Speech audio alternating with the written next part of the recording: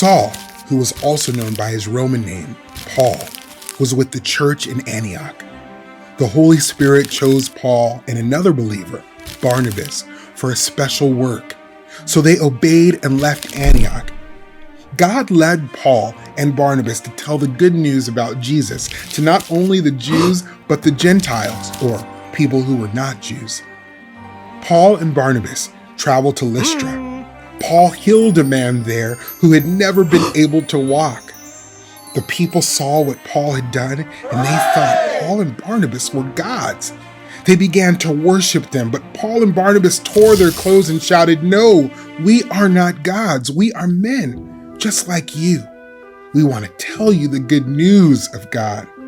Then some people showed up from Antioch and Iconium, cities where Paul and Barnabas had preached about Jesus. These people caused trouble so that the people in Lystra turned against Paul and Barnabas too. They threw stones at Paul and dragged him out of the city.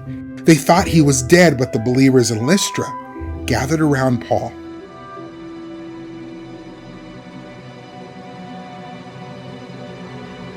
And he got up. The next day, Paul and Barnabas went to the city of Derbe.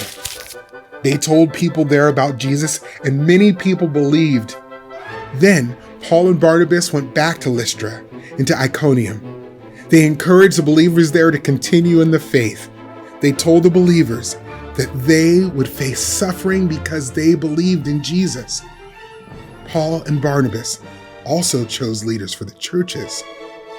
Finally, Paul and Barnabas returned to the church at Antioch.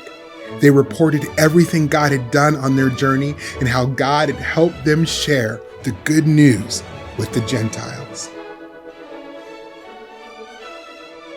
Many people rejected the good news about Jesus, but God had a plan for Paul to share the gospel with Gentiles, no matter what troubles he faced. Many believed in Jesus.